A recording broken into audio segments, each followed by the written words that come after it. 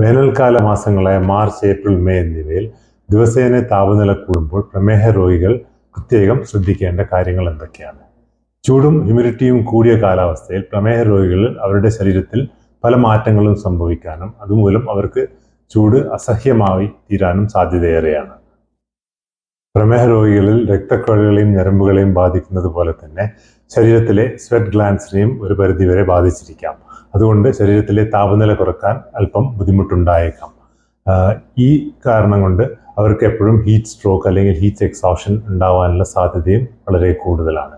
മാത്രമല്ല, പ്രമേഹ രോഗികളിൽ ശരീരത്തിൽ നിന്ന് ഒരുപാട് ഫ്ലൂയിഡ് ലൂസ് ചെയ്യുന്നതിനെ കൊണ്ട് ആ സമയങ്ങളിൽ ഒരുപാട് ഡീഹൈഡ്രേഷൻ ഉണ്ടാവാനും സാധ്യതയുണ്ട്.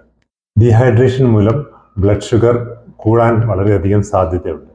ബ്ലഡ് ഷുഗർ കൂടുമ്പോൾ കൂടെ നമ്മുടെ ശരീരത്തിൽ നിന്ന് യൂറിൻ പാസ് ചെയ്യുകയും ഇത് യൂറിൻ കൂടുതലായി പാസ് ചെയ്യുന്നതിന് കൊണ്ട് ഡീഹൈഡ്രേഷൻ ഒന്നുകൂടി കൂടുതലാവാനുള്ള സാധ്യതയാണ്.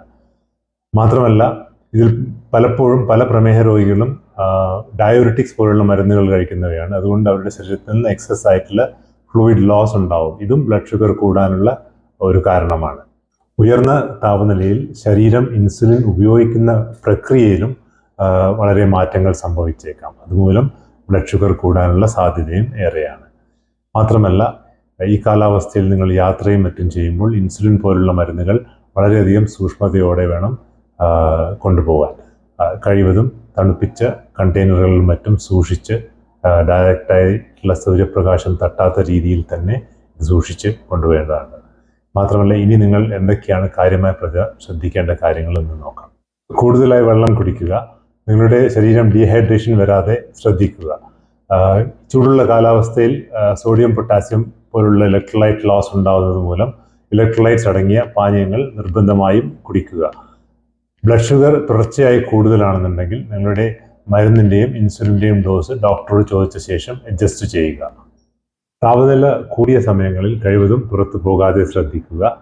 ഇനി നിങ്ങൾ പുറത്തു പോവുകയാണെങ്കിൽ തന്നെ സൺ പ്രൊട്ടക്ഷൻ ക്രീം, കുടകൾ, തൊപ്പി മുതലായവ ഉപയോഗിക്കുക. ആഴ്ചയിൽ ചുരുങ്ങിയത് 3-4 തവണയെങ്കിലും നിങ്ങളുടെ ബ്ലഡ് ഷുഗർ നിർബന്ധമായും ചെക്ക് ചെയ്യുക. ദിവസേന 2 തവണയെങ്കിലും തണുത്ത വെള്ളത്തിൽ കുളിക്കാൻ ശ്രദ്ധിക്കുക. മാത്രമല്ല, ഇൻസുലിൻ പോലുള്ള മരുന്നുകൾ തണുത്ത ടെമ്പറേച്ചറിൽ തന്നെ സൂക്ഷിക്കാനും ശ്രദ്ധിക്കുക.